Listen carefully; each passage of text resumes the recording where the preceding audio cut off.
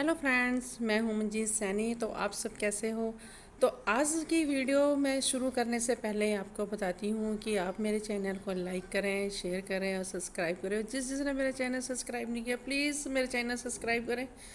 और ये मैं सुबह सुबह बनाने लगी हूँ चाय। चाय पीने के बाद तो मैंने सोचा कि आज पहले करवा चौथ आ रहा है, तो आज पहले हम खुद को ही संवार लें, बाद में है बाकी नाश्ता पानी बनाएं। क्योंकि अब ज़्यादा दिन तो रह नहीं गए करवा चौथ में। तो इसलिए मैंने ये मसूर की दाल ली है और चावल लिए हैं, और इन दोनों को मैंने मिक्स करके भिगो दिया है। तो भिगो के मैंने इसको रात को भिगो दिया था, तो अब सुबह मैंने इसका पानी निकाल के तो अब मैं इसको मिक्सी में ग्राइंड कर लूँगी। और ग्राइंड करने के बाद फिर इसमें मैं और सामान मिक्स करूँगी, वो मैं आपको बताती हूँ मैं क्या क्या इसमें डालूँगी। तो इसमें मैं अब डालने लगी हूँ हनी, शहद जिसे बोलते हैं, वो डालने लगी हूँ। और मैं डालने लगी हूँ इसमें एलोवेरा।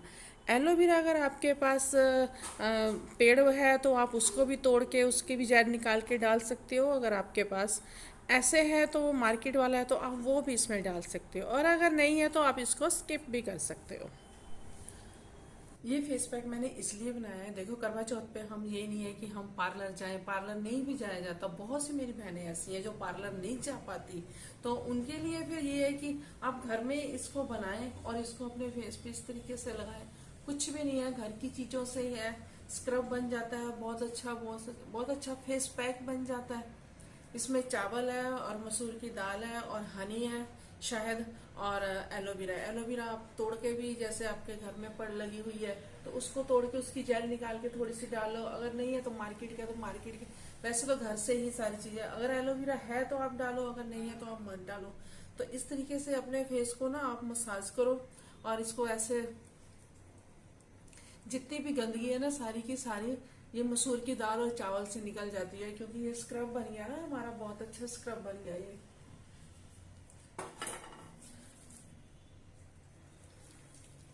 तो आज मैं इसको इसलिए लगा रही हूँ क्योंकि मेरे से तो पार्लर जाया नहीं जा रहा, क्योंकि थोड़ा बिजी हूँ मैं। और मैं इसी तरीके से इसको अपने फेस को क्लीन कर लूंगी। वही मैं करने में लगी हुई हूँ, मैं किसी तरीके से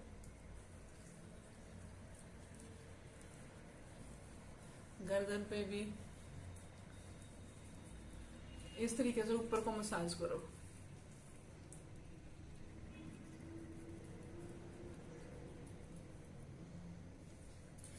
बिल्कुल जो पार्लर पार्लर वाला लुक देगा। जैसे पार्लर में हम कोई भी फेशियल करवाते हैं, चाहे आप फ्रूट फेशियल करवाते हैं या लोटस फेशियल कराते हैं, जो कोई भी आप फेशियल कराते हैं, वैसा ही लुक ये भी देगा। क्योंकि उससे भी फेस की गंदगी ही निकलती है, फेस में चमक आती है, इससे भी वही होगा। फेस की जितनी भी डेड स्किन है वो निकल जाएगी, जितने भी ब्लैक ब्लैक जो भी फेस की गंदगी है वो सब निकल जाएगी। इससे फेस एकदम क्लीन हो जाएगा। तो आप इसको गर्दन पे भी लगाएं, आप इसको अपने हाथों पे भी लगाएं।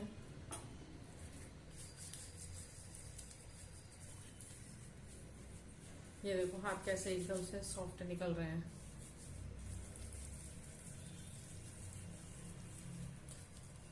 और लगा के 5-10 मिनट आप इसको ऐसे ही छोड़ दो, और उसके बाद आप फेस को धो लो। और कोई भी आप चीज लगा रहे हो तो उसको 5 मिनट तो उसकी मसाज करो ही करो ना। क्योंकि जब हम फेशियल करवाते हैं पार्लर में, वो तो 1-1 घंटा, आधा-आधा घंटा मसाज करती हैं। तो और घर में हम ऐसे ही लगा के छोड़ दें तो उससे कुछ नहीं होता। तो थोड़ा सा ना हमें ऐसे मसाज देनी पड़ती है। अपने ये जो से पॉइंट है इनको थोड़ा सा हमें दबाना पड़ता है। जैसे यहाँ से लेके आप यहाँ तक आओ, यहाँ से यहाँ तक, इस तरीके से स्किन को ऊपर को उठाते हुए, ये नोज के यहाँ पे, लिप के यहाँ पे, ये सारे हमारे पॉइंट होते हैं। इनको दबाने से क्या होता है कि हमारे फेस का जो सा ब्लड सर्कुलेशन है ना वो चलना शुरू हो जाता है। फेशियल भी करवाने का यही मतलब होता है कि हाँ हमारे जो से स्किन लटकने लग गई है, हमारे फेस का जो ब्लड सर्कुलेशन है वो चलना शुरू हो जाए। मेरे माइक का ये फोन के माइक का ना खराब हो गया है, फोन का माइक, जिससे कि आवाज इतनी ज्यादा नहीं आ पा रही। तो आप समझने की कोशिश करो जिस तरीके से मैं आपको बता रही हूँ। आवाज आ तो रही है लेकिन स्लो आ रही है।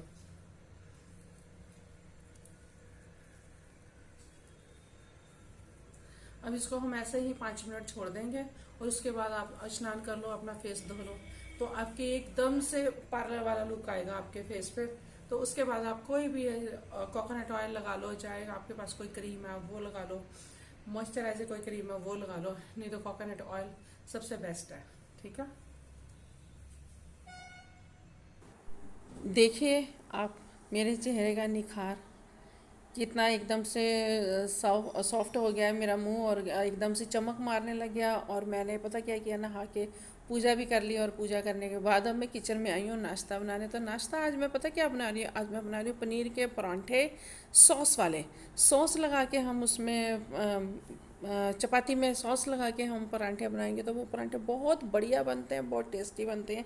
ये मैंने प्याज कट किया है, पनीर लिया है, बीच में अजवाइन क्रश करके डाली है, और थोड़ा सा गरम मसाला डाला है, और नमक मिर्च मसाला वो तो आप सबको पता ही है, वो डालना ही होता है। इसमें आप धनिया डाल लो, इसमें आप हरी मिर्च डाल लो। मैं हरी मिर्च इसलिए डालती हूँ क्योंकि बच्चे नहीं खाते, तो आपके अगर खाते हैं बच्चे तो आप उसको डाल लो, और इसमें आप जो भी डालना चाहते हो आप डाल लो। तो इस तरीके से मैंने पेड़ा लिया, उसकी थोड़ी सी चपाती बनाई, और उसमें मैंने क्या किया है, सॉस लगाई है।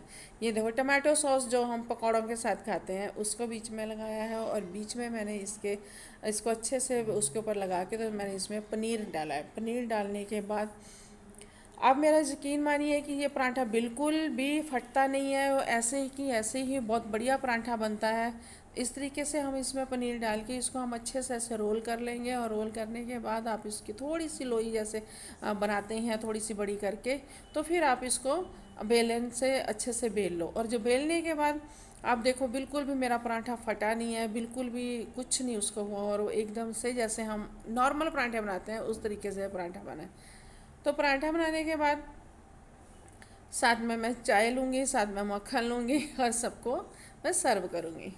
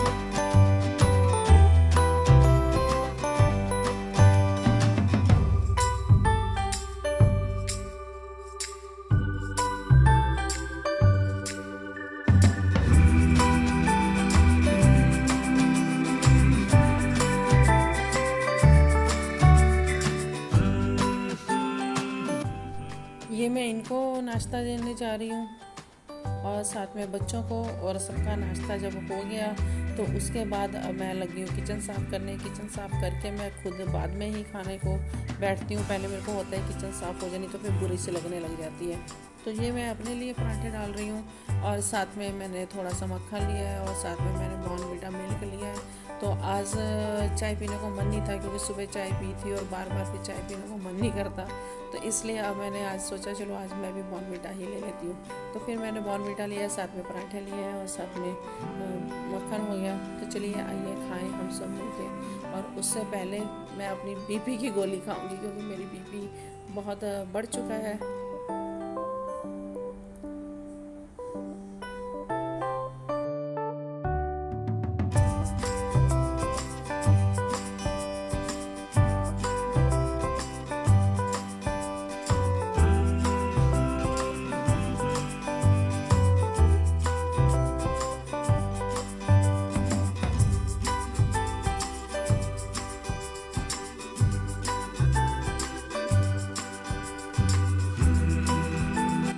काना मेरा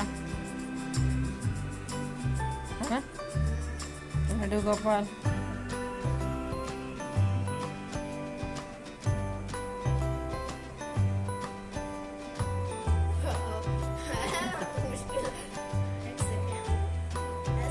धीरे धीरे गियर मत दियो।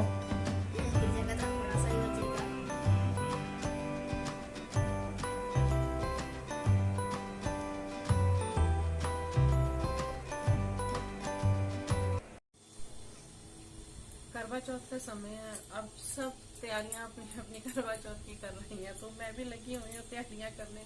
कुछ ना कुछ तो होता ही है, कभी ये कर लो कभी वो कर लो, थोड़ा सा फेस को निखार लो, थोड़े से अपने हाथों को निखार लो, हर एक के मन में होता है ना।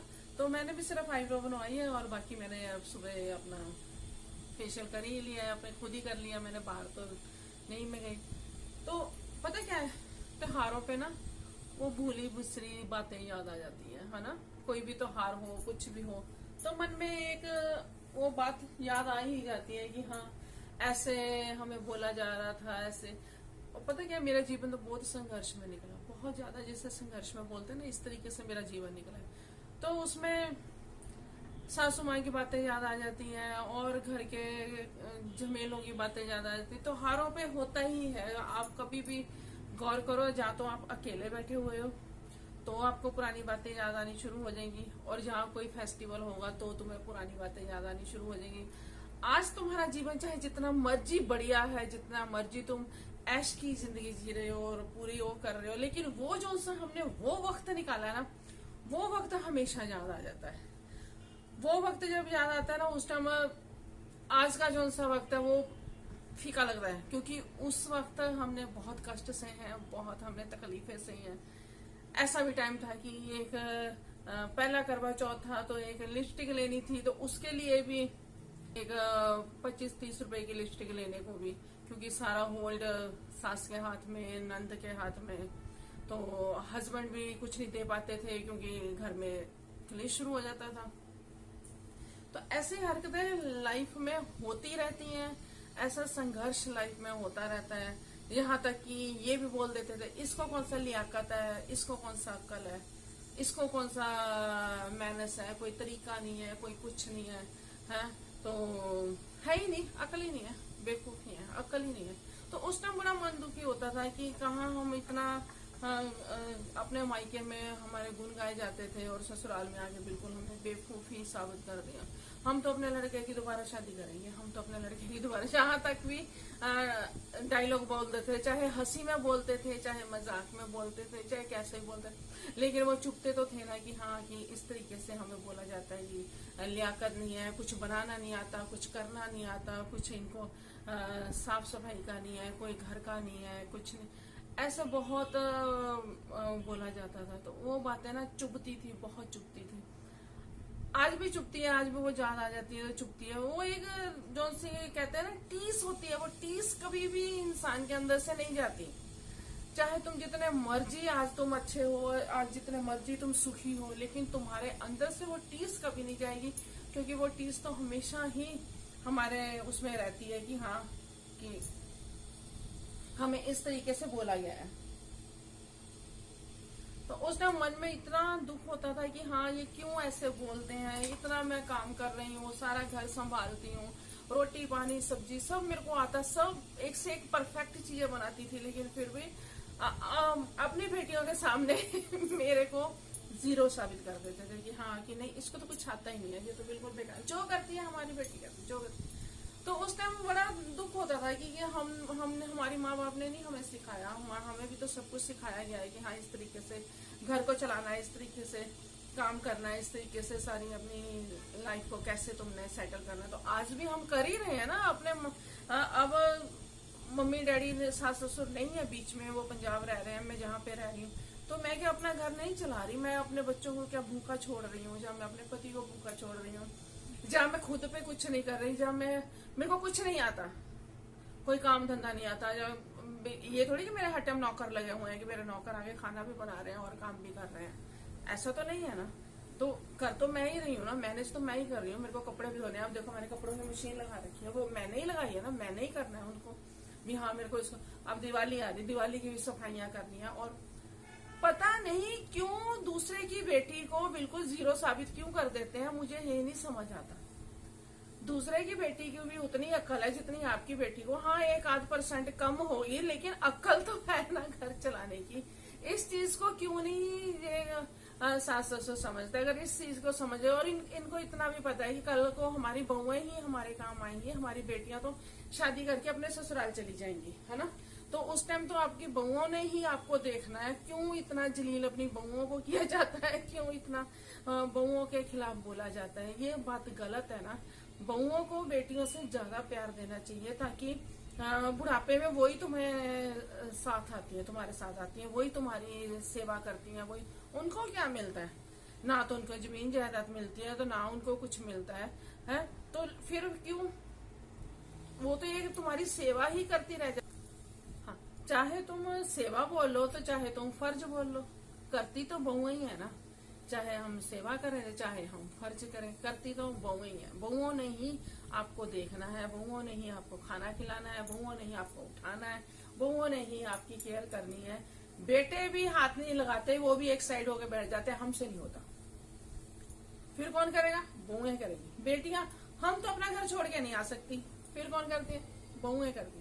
तो इसलिए बहुओं को आप रानियों की तरह रखो, ताकि बहुएं आपकी केयर कर सके।